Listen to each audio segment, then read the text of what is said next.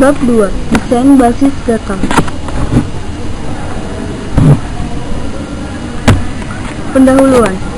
Aktivitas desain basis data menggunakan proses yang sistematis yang disebut metodologi desain, di mana target basis data diatur dengan RDBMS, ORDBMS, atau ODBMS. Metodologi desain menggunakan alat bantu seperti Designer 2000 dari Oracle, TRWin, BPWin, dan Paradigma Plus oleh Platinum Teknologi dan lain sebagainya. Biasanya desain basis data kecil sekitar 20 pemakai tidak perlu sangat kompleks, tetapi untuk ukuran medium atau basis data besar yang melayani beberapa grup aplikasi yang luas, puluhan sampai ratusan pemakaian, pendekatan sistematis menjadi sangat perlu untuk melakukan desain basis data. Basis data yang besar dengan data beberapa puluh sampai gigabyte dan skema dengan lebih dari 30 sampai 40 tipe entity yang berbeda dapat memenuhi array yang besar dari basis data pemerintahan, industri dan institusi finansial dan komersial. Sektor industri termasuk di dalamnya bank, hotel, airline, asuransi, utilitas, dan komunikasi menggunakan basis data untuk operasi setiap hari 24 jam, 7 hari per minggu, atau operasi 24 kali 7. Setiap aplikasi untuk basis data tersebut disebut sistem pemrosesan transaksi untuk volume transaksi besar. Aturan sistem informasi dalam organisasi. Sistem basis data menjadi bagian dari sistem informasi dari beberapa organisasi. Tahun 1960-an, sistem informasi didominasi dengan sistem file. Tetapi sejak awal 1970-an, organisasi mulai berpindah ke sistem basis data. Untuk mengakomodasi sistem, beberapa organisasi mempunyai posisi administrator basis data DBA untuk mengontrol aktivitas basis data, data organisasi logika dan akses fisik dan struktur penyimpanan. Data independence memproteksi program aplikasi dari perubahan dalam organisasi logika dan akses fisik dan struktur penyimpanannya. Aturan selanjutnya yaitu sistem basis data menyediakan aplikasi baru, yaitu integritas data pada multiple aplikasi ke dalam basis data tunggal. Pengembangan yang simpel dengan menggunakan bahasa tingkat seperti SQL.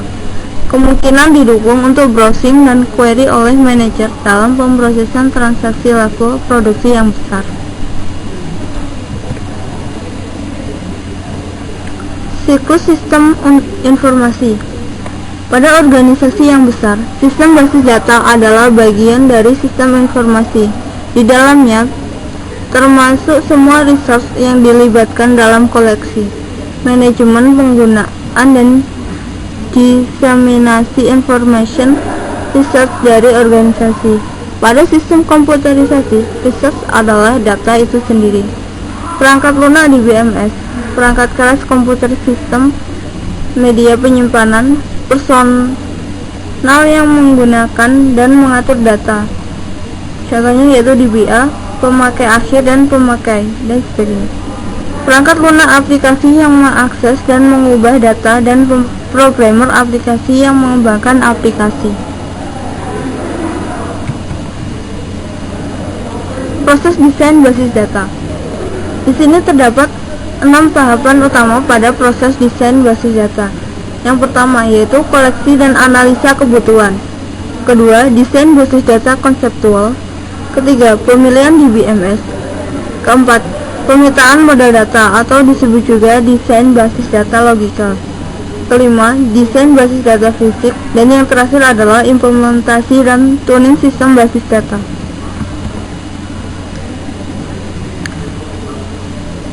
Tujuan dilakukannya desain basis data adalah digunakan untuk yang pertama, memenuhi kebutuhan isi informasi dari pemakai dan aplikasi tertentu. Menyediakan struktur informasi alami dan mudah dipahami, mendukung kebutuhan pemrosesan dan performansi objektif seperti respons. Kemudian di sini juga digunakan untuk time, processing time, dan storage space.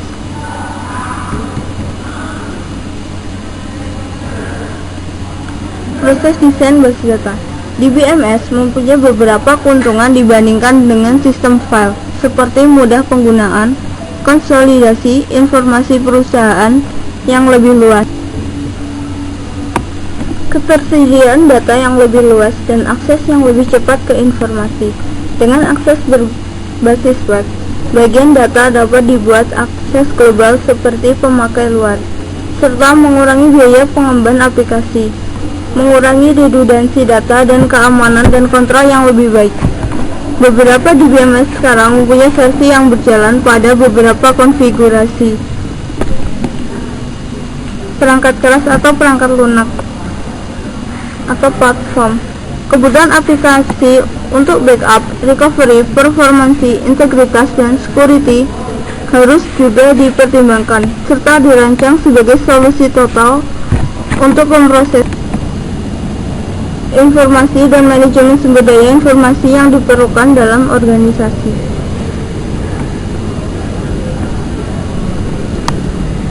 Rangkuman dari beberapa materi di atas dapat kita simpulkan, yaitu terdapat aturan sistem informasi dalam organisasi. Sistem basis data dilihat sebagai bagian sistem informasi dalam aplikasi berskala besar. Basis data sebagai manajemen resource informasi dalam organisasi dan kelangsungan hidupnya harus tetap berjalan. Terdapat 6 tahap dalam proses perancangan. 3 tahap yang umum dalam rancangan basis data adalah rancangan konseptual, rancangan logika atau pemetaan model data, dan rancangan fisik. Sedangkan tahap inisial adalah koleksi dan analisa kebutuhan yang biasanya termasuk dalam tahap pradesain. Ada beberapa kriteria organisasi dalam pemilihan DBMS. Jika permasalahan performansi terdeteksi dan aplikasi baru diaplikasikan, rancangan harus dimodifikasi. Pada basis data relasional, faktor yang berakibat pada keputusan rancangan basis data fisik dan menyediakan tuntunan pemilihan alternatif rancangan desain. Selanjutnya adalah latihan soal.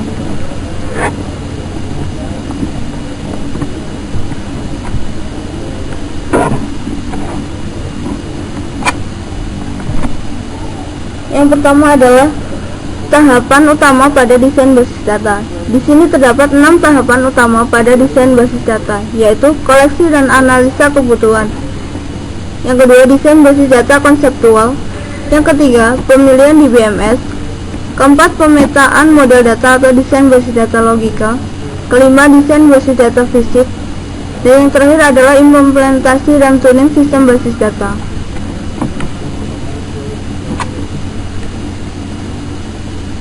Kemudian tahapan pemilihan DBMS. Di sini perlu dilakukan karena pada tahap pemilihan DBMS berdasarkan beberapa faktor ekonomi dan kebijakan organisasi, faktor teknis berhubungan dengan ketetapan DBMS yang dipilih. Yang termasuk faktor teknis adalah tipe DBMS, yaitu relasional, objek lainnya, struktur penyimpanan dan akses path yang didukung DBMS, ketersediaan antarmuka pemakai dan pemrograman, tipe bahasa query tingkat tinggi, ketersediaan alat bantu pengembangan, kemampuan berhubungan dengan operator client server, dan lain sebagainya. Mengapa perancangan skema dan aplikasi dilakukan secara paralel? Karena perancangan basis data tahap ini melibatkan 2 aktivitas, yaitu aktivitas pertama adalah melakukan desain skema konseptual, kemudian menentukan kebutuhan data yang dihasilkan pada tahap 1 dan menghasilkan skema basis data konseptual. Aktivitas yang kedua adalah desain transaksi dan aplikasi, menentukan analisa aplikasi basis data pada tahap 1 dan menghasilkan spesifikasi level tinggi untuk aplikasi tersebut. Pertanyaan selanjutnya adalah mengapa diperlukan koleksi dan analisa kebutuhan? Karena skema konseptual diproduksi dari tahap ini terdiri dari beberapa model data tingkat tinggi di BMS independen dengan beberapa alasan. Pertama, tujuan desain skema konseptual adalah skema lengkap tentang struktur basis data, semantik, interrelationship, dan constraint. Hal ini tergantung dari DBMS yang digunakan. Skema konseptual tidak tersedia sebagai deskripsi stabil dari isi basis data. Pemilihan DBMS dan keputusan desain dapat berubah tanpa mengubah skema konseptual DBMS independen. Skema konseptual yang baik sangat penting untuk pemakai basis data dan desainer. Penggunaan model data tingkat tinggi lebih ekspresif dan umum daripada model data dari DBMS.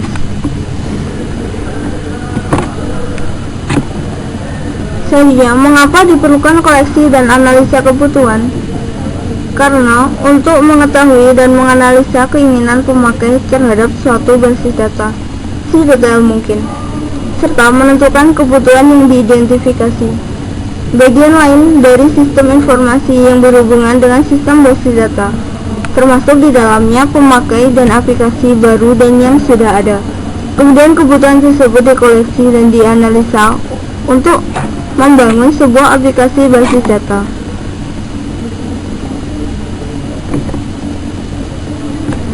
Bagian karakteristik dari model data untuk rancangan skema konseptual harus diproses, yaitu perancangan skema konseptual, menguji kebutuhan-kebutuhan data dari suatu database yang merupakan hasil dari tahap 1, dan menghasilkan sebuah konseptual database scheme pada DBMS independent model data tingkat tinggi seperti EER, Enhanced Entity Relationship Model. Skema ini dapat dihasilkan dengan menggabungkan bermacam-macam kebutuhan user dan secara langsung membuat skema database atau dengan merancang skema-skema yang terpisah dari kebutuhan tiap-tiap user dan kemudian menggabungkan skema-skema tersebut. Model data yang digunakan pada perancang skema konseptual adalah DBMS independen, dan langkah selanjutnya adalah memilih sebuah DBMS untuk melaksanakan rancangan tersebut.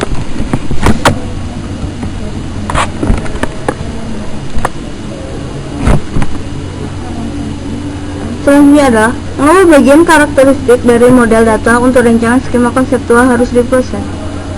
Perancangan transaksi. Nah, di sini adalah kelanjutan dari soal sebelumnya. Yang kedua adalah perancangan transaksi, menguji aplikasi-aplikasi data.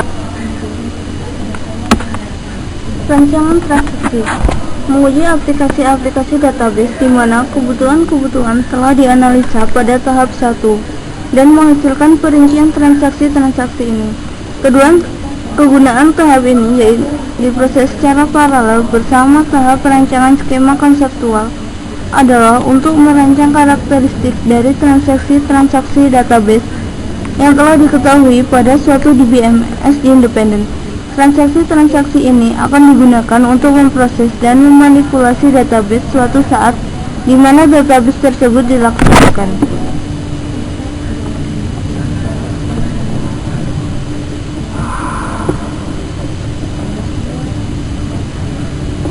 Pertanyaan selanjutnya adalah apa perbedaan dua pendekatan utama dalam perancangan skema konseptual? Ada dua pendekatan perancangan skema konseptual. Yang pertama yaitu terpusat. Kebutuhan-kebutuhan dari aplikasi atau kelompok-kelompok pemakai yang berbeda digabungkan menjadi satu set kebutuhan pemakai kemudian dirancang menjadi satu skema konseptual. Yang kedua adalah integrasi view-view yang ada, yaitu untuk masing-masing aplikasi atau kelompok-kelompok pemakai yang berbeda dirancang sebuah skema eksternal atau view, kemudian view-view tersebut disatukan ke dalam sebuah skema konseptual.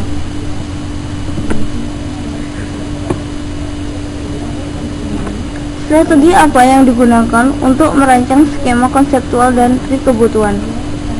Di sini strategi yang digunakan adalah yang pertama yaitu top down, kedua bottom up, ketiga inside out, dan yang terakhir adalah mix. Dan selanjutnya yaitu sebutkan faktor untuk memperlancar pemilihan paket DBMS untuk sistem informasi dalam organisasi. Yang pertama yaitu struktur data. Jika data yang disimpan dalam database mengikuti struktur hierarki, maka suatu jenis hierarki dari sistem manajemen database harus dipikirkan. Kedua, personal yang terbiasa dengan sistem yang terdahulu. Jika staf programmer dalam suatu organisasi sudah terbiasa dengan suatu sistem manajemen database, maka hal ini dapat mengurangi biaya latihan dan waktu belajar. Ketiga, ketersediaan dari service vendor. Keberadaan fasilitas pelayanan penjual sangat dibutuhkan untuk membantu memecahkan masalah sistem.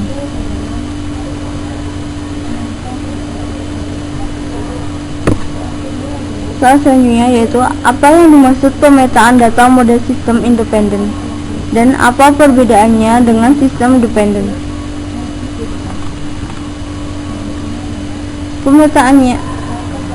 Pemetaannya dapat diproses dalam dua tingkat, yaitu pemetaan sistem independen adalah pemetaan ke dalam model data DBMS dengan tidak mempertimbangkan karakteristik atau hal-hal yang khusus yang berlaku pada implementasi DBMS dari model data tersebut. Kedua, penyusunan skema ke DBMS yang spesifik adalah mengatur skema yang dihasilkan pada langkah 1 untuk disesuaikan pada implementasi yang khusus di masa yang akan datang dari suatu model data yang digunakan pada DBMS yang dipilih. Sekian, apabila ada kurang lebihnya saya mohon maaf.